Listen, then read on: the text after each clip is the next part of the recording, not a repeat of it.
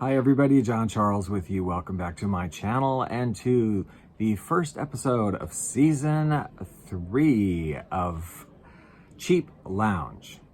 So pull up a chair, get yourself a happy hour beverage, and meet me here at the Cheap Lounge for a cheap date. And we're going to talk about cheap records, which are dollar bin records, thrift store records that I have obtained. I've digitized and I've uploaded to my easy listening radio station called Moody Mood Music on live365.com, which you can listen to anytime. That'll be linked down below.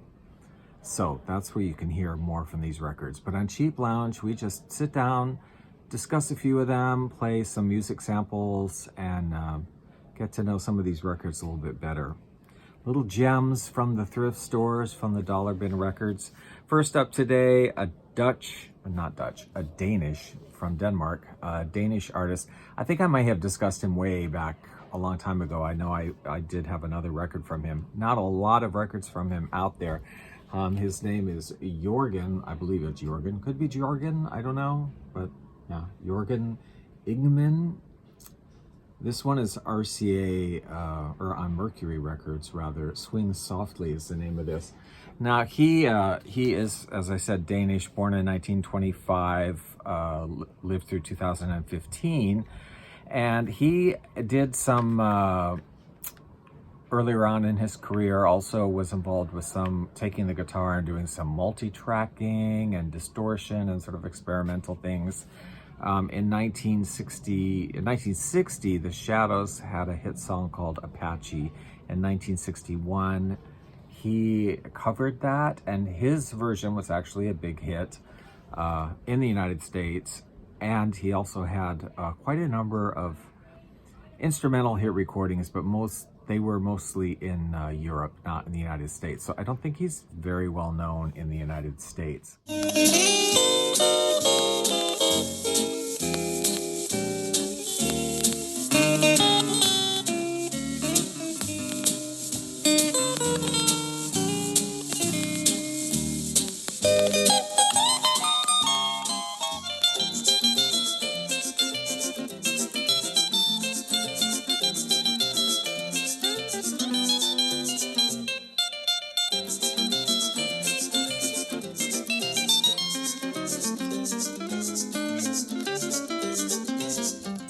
Anyway, this record, I really loved the last one I heard from him, so I was happy to find this one in a dollar bin, and it is beautiful, lovely guitar work. Just nice work. I'm just saying, if you come across Jorgen Ingmann in a thrift store or in a dollar bin, by all means grab it, because it's good stuff. Okay, this record right here, we have to talk about this one. It is very interesting. The name on the cover is a tribute to Rodgers and Hammerstein, conducted by Phil Lavalle, featuring Muriel Angelus or Angelus. On the cover, on the record itself, is called Muriel Angelus Expresses the Lyrics of Oscar Hammerstein II, which is actually a more descriptive title, because this record, very well known Rodgers and Hammerstein compositions, but she's not singing them, she's speaking them, speaking the lyrics. I didn't know who she was, and after learning a little bit more about her, I'm not surprised I didn't know who she was, because I'm like, I've never heard this name. But Muriel Angelus, English, born in England to Scottish parents in 1942. She lived through 2004, and was an actor, or is that 1912? Maybe 1912. Singer and actress, and really known much better in England, and that is where she had her career beginnings, in the UK, doing quite a bit of theater there. And she eventually did move to the United States. She did some Broadway, but did say later on in her life that she had regretted leaving England and thought it was kind of a poor career decision, because she had been very well known in England and never was able to have that kind of success in the United States, which is indicated by this album, because this is Strand Records, which is kind of a budget label. I mean, they did a lot of their own recording, but still was kind of a budgety label, not widely distributed in legit record stores or whatever, mostly in drugstores and five and dimes and things. It's her reciting lyrics to this song. Her husband is the orchestra leader, Paul Lavalle. They were married, so the Strand probably got them as a package deal or whatever, I suppose. You have to hear this one to believe it, though. She does sing a little bit on some of it, and she has a wonderful voice, but I mean, this just slays me. It slays me. Some enchanted evening, someone may be laughing. You may hear him laughing across a crowded room. And night after night,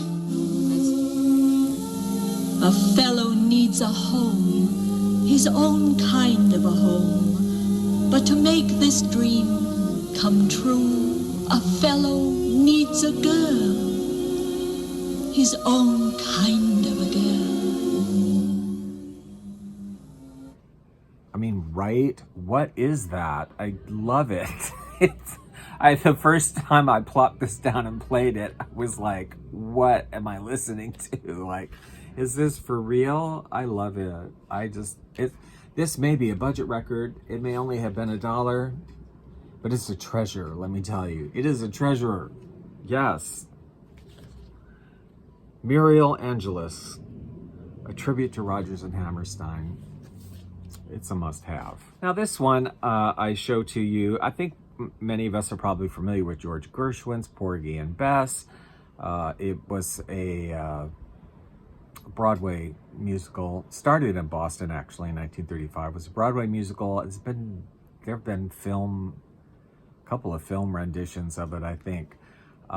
It was noteworthy, particularly in 1935, because of their decision to have an all-black, classically trained cast of singers and actors. So everyone was classically trained, all-black cast, and that was, at the time in 1935, that was considered kind of a really, questionable move. Like, they didn't know how that would be received, how that would go. But as fate would have it, it was very well received, and it became a huge Broadway show. It's been around forever. Supposedly went through a little bit of in the 70s, maybe, that era, people not paying so much attention to it, but then it has been revived since then. This record that I'm showing you is not because of Porgy and Bess so much. It is a budget label, Promenade Records. It's Al Goodman, who's on tons and tons of budget labels as well as legit ones. But this is their offering. The budget labels would always cover musicals. Well, all the labels would cover well-known musicals. Budget labels, no exception. So they would employ either like unknown artists, or like Al Goodman did a number of them, with vocals by, who knows, unknown people that are doing the vocal parts. The reason that I'm showing you this, I mean, it's a fine record. I've uploaded some selections from it onto Moody Moon Music, but the reason I'm really showing it to you is because I freaking am in love with this artwork. This cover is so beautiful. I really love it. Although I have to say, Porgy and Bess look decidedly Caucasian, but I mean, it is sort of I guess it's hard to say really in this representation, but do you not love that? I love this style, and I really wanted to show it to you, just really to take in the cover art. There's no artist credit, it doesn't say who did it. I have no idea, but I love the cover art. To things that you're liable to read in the Bible, it ain't necessarily so. Little David was small, but oh my.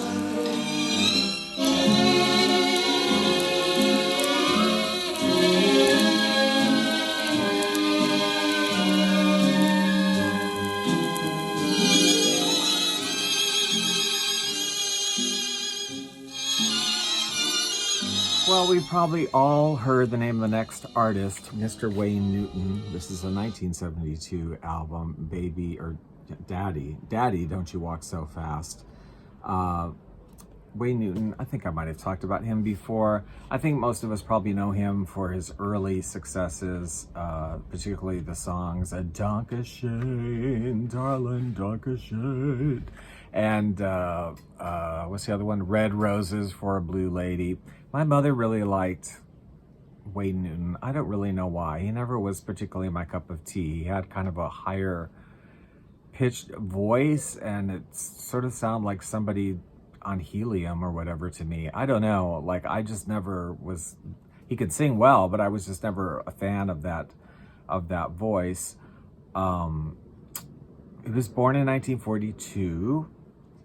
Now I did not know this, but researching a little bit today, just realized that both of his parents, he had a Native American Indian of different tribes on the side of both parents, so he was almost half Native American himself. I didn't realize that. And something else I didn't know, because when I started playing this record, I was like, I am digging this record. I'm really enjoying it. Why am I enjoying it so much? It's Wayne Newton, who I'm not that crazy about. But in fact, his voice did somewhat lower in the 70s.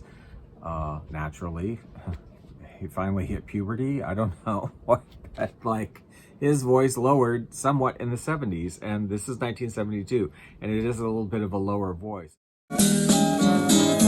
And the seasons come and go, and another day is through, and I still miss her so. Oh, I can't live this without you. Can't give, I can't give anymore. So what I really love about this record, though, is that it's like, well, you know, he was a Las Vegas performer for decades and decades, right? Super well known, sometimes called Mr. Las Vegas and Mr. Entertainment. So he, you know, was a Vegas staple for a long, long time. And this record really sounds like it. You really, like, this is the consummate sort of very good lounge singer, like doing that kind of real woo, jazzy Vegas, baby, you know, of a lot of songs, popular songs, some of them covers, Baby I'ma Want You, Super Jesus Christ Superstar, We'll Sing in the Sunshine, Echo Valley 26809, love it. I didn't know this, but actually, as fate would have it, this was a very popular album for him, and the song, Daddy, Don't You Walk So Fast, was in fact his biggest hit, which reached number 4 on the chart. It actually was his biggest hit. Who knew? I didn't know. Didn't know. Love this record. It's super groovy. Paul Whitman, or Whiteman, I should say Whiteman. I always want to say Whitman, but it's Paul Whiteman. Also, who I always think is British. I don't know why. Every time I see Paul Whiteman in his orchestra, I think he's British. I don't know why I think that, because he's not. He's an American. He was born in Denver. Had a very active musical career in the 1920s. Recorded lots of music in the 20s. Was very, very popular. He was called the King of Jazz at the time. Born in 1890, lived through 1967. He was a composer. He himself was a violinist, in addition to being a band leader. Like I said, the most popular dance band of the 20s and into the 30s. Now, his career did sort of fade a bit in the 30s when swing started happening, because that was definitely not his thing. But he did have a revival later on in the 50s when he had a television show called Paul Whiteman's Good Year Review for 3 years, and that kind of boosted his career, and he was back into the recording studio more with the orchestra. It's dance music. This one, the night I played 666 Fifth Avenue, which I had no idea what that was a reference to, like, I don't know. I was just drawn to, again, the cover art. I love the cover art here. Love it.